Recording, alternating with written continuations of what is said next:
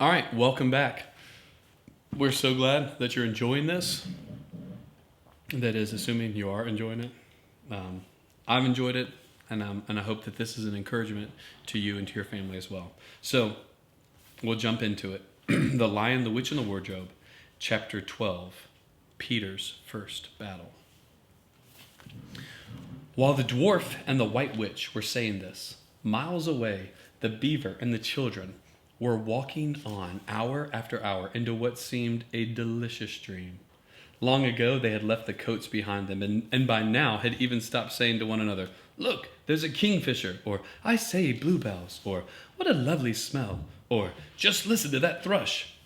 They walked on in silence, drinking it all in, passing through patches of warm sunlight, into cool green thickets, and out again into wide mossy glades where tall elms raised the leafy roof far overhead, and then into dense masses of flowering currant, and among hawthorn bushes where the sweet smell was almost overpowering. They had been just as surprised as Edmund when they saw the winter vanishing and the whole wood passing in a few hours or so from January to May. They hadn't even known for certain, as the witch did, that this is what would happen when Aslan came to Narnia. But they all knew that it was her spells which had produced the endless winter, and therefore they all knew when this magic spring began that something had gone wrong, and badly wrong, with the witch's schemes. And after the thaw had been going on for some time, they all realized that the witch would no longer be able to use her sledge. After that, they didn't hurry so much, and they allowed themselves more rests and longer ones. They were pretty tired by now, of course, but not what I'd call bitterly tired, only slow and feeling very dreamy and quiet inside, as one does when one is coming to the end of a long day in the open. Susan had a slight blister on one heel. They had left the course of the big river some time ago, for one had to turn a little to the right, that meant a little to the south, to reach the place of the stone table. Even if this had not been their way, they couldn't have kept to the river valley once the thaw began, for with all that melting snow, the river was soon in flood, a wonderful, roaring, thundering yellow flood, and their path would have been under water. And now the sun got low, and the light got redder, and the shadows got longer, and the flowers began to think about closing. "Not long now," said Mr. Beaver, and began leading them uphill across some very deep, springy moss. It felt nice under their tired feet, in a place where only tall trees grew, very wide apart. The climb, coming at the end of the long day, made them all pant and blow, and just as Lucy was wondering whether she could really get to the top without another long rest, suddenly they were at the top. And this is what they saw. They were on a green, open space from which you could look down on the forest spreading as far as one could see in every direction except right ahead. There, far to the east, was something twinkling and moving. "By gum," whispered Peter to Susan, "the sea!" In the very middle of this open hilltop was the stone table.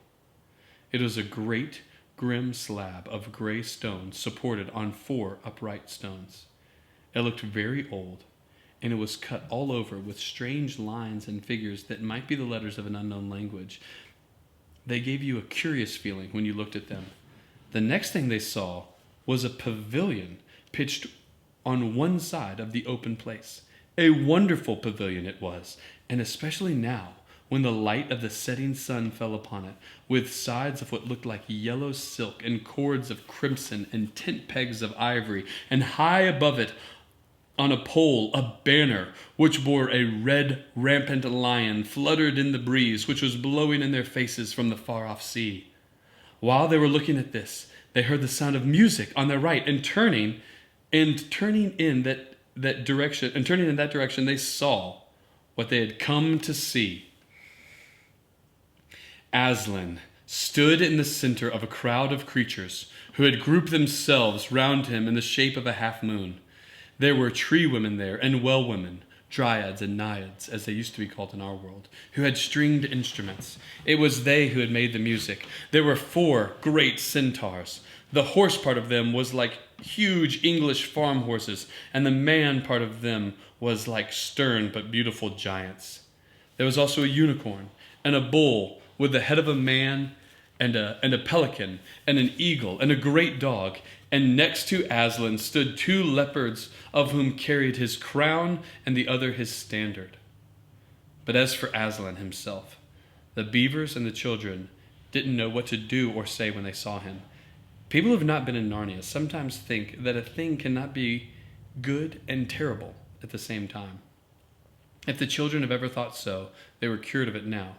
For when they tried to look at Aslan's face, they just caught a glimpse of the golden mane and the great royal, solemn, overwhelming eyes. And then they found they couldn't look at him and went all trembly. "Go on," whispered Mr. Beaver. "No," whispered Peter. "You first."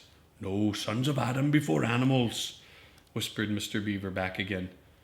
"Susan," whispered Peter, "what about you? Ladies first." "No, you're the eldest," whispered Susan. And of course, the longer they went on doing this, the more awkward they felt. Then at last, Peter realized that it was up to him. He drew his sword and raised it to the salute, and hastily saying to the others, "Come on, pull yourselves together," he advanced to the lion and said, "We have come, Aslan." "Welcome, Peter, son of Adam," said Aslan. "Welcome, Susan and Lucy, daughters of Eve. Welcome, he-beaver and she-beaver."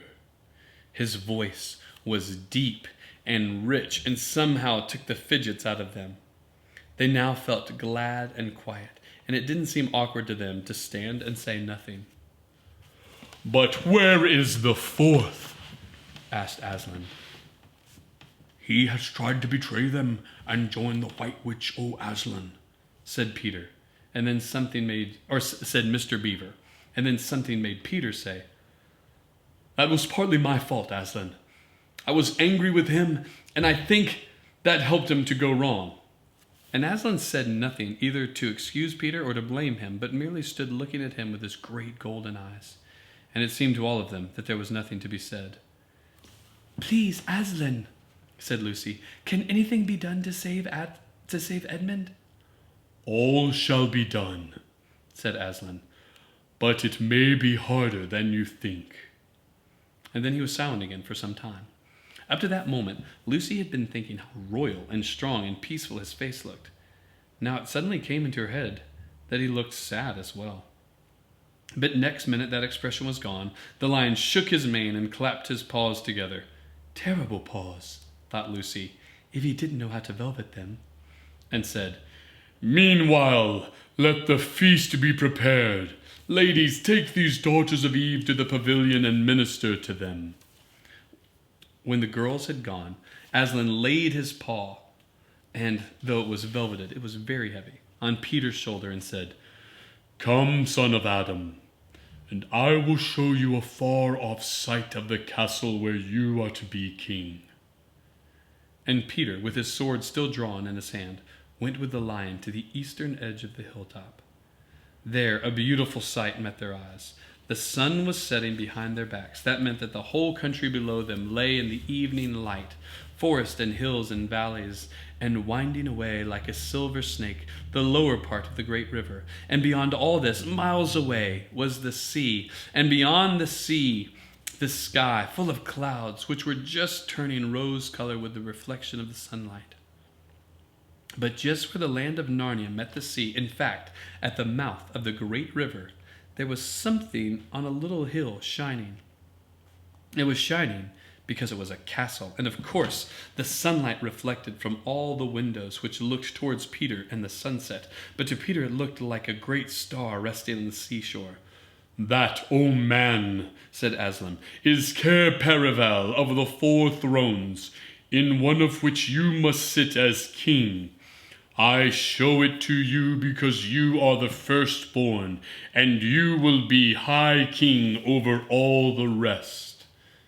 And once more Peter said nothing, for at that moment a strange noise woke the silence suddenly. It was like a bugle, but richer. "It is your sister's horn," said Aslan to Peter in a low voice, so as to be almost a purr, and if it is not disrespectful to think of a lion purring. For a moment, Peter did not understand. Then, when he saw all the other creatures start forward, he heard Aslan say with a wave of his paw, "Back! Let the prince win his spurs!" He did not understand and set off running as hard as he could to the pavilion, and there he saw a dreadful sight. The naiads and dryads were scattering in every direction. Lucy was running towards him as fast as her short legs would carry her, and her face was white as paper. Then he saw Susan make a dash for a tree and swing herself up, followed by a huge gray beast. At first, Peter thought it was a bear. Then he saw that it looked like an Alsatian, though it was far too big to be a dog.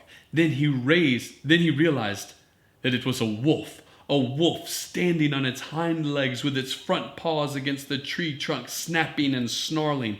All the hair on its back stood up on end. Susan had not been able to get higher than the second big branch. One of her legs hung down so that her foot was only an inch or two above the snapping teeth. Peter wondered why she had not got higher, or at least take a better grip. Then he realized that she was just going to faint, and that if she fainted, she would fall off. Peter did not feel very brave. Indeed, he felt as if he was going to be sick, but that made no difference to what he had to do. He rushed straight up to the monster and aimed a slash of his sword at its side. That stroke never reached the wolf. Quick as lightning, it turned around, its eyes flaming, its mouth wide open in a howl of anger. If it had not been so angry that it simply had to howl, it would have got him by the throat at once. As it was, though all this happened too quickly for Peter to think at all, he had just time to duck down and plunge his sword as hard as he could between the brute's forelegs into its heart. Then came a horrible, confused moment, like something in a nightmare. He was tugging and pulling, and the wolf seemed neither alive nor dead, and its bared teeth knocked against his forehead, and everything was blood and heat and hair. A moment later, he found that the monster lay dead, and he had drawn his sword out of it, and was straightening his back and rubbing the sweat off his face and out of his eyes. He felt tired all over. Then, after a bit, Susan came down the tree. She and Peter felt pretty shaky when they met, and I won't say there wasn't kissing and crying on both sides, but in Narnia, no one thinks any the worse of you for that. "Quick, quick!" shouted the voice of Aslan. "Centaurs, eagles, I see another wolf in the thicket. There, behind you. He has just darted away. After him, all of you. He will be going to his mistress. Now is your chance to find the witch and rescue the fourth son of Adam." And instantly, with a thunder of hoofs and the beating of wings, a dozen or so of the swiftest creatures disappeared into the gathering darkness. Peter, still out of breath, turned and saw Aslan close at hand. "You have forgotten to clean your sword," said Aslan. It was true. Peter blushed when he looked at the bright blade and saw that it was all smeared with a wolf's hair and blood. He stooped down and wiped it quite clean on the grass, and then wiped it quite dry on his coat. "Hand it to me and kneel, son of Adam," said Aslan. And when Peter had done so, he struck him with the flat of the blade and said, "Rise up, Sir Peter Fenris Bane, and whatever happens, never forget to wipe your sword." There we go. That was a chapter. We got to meet Aslan. And he is awesome. Big and powerful and loving and scary, and it's just awesome. So we've got to see him now, and now is when we're getting ready to see the main conflict in the story and see what happens. All right, come back tomorrow night, and we'll read chapter 13.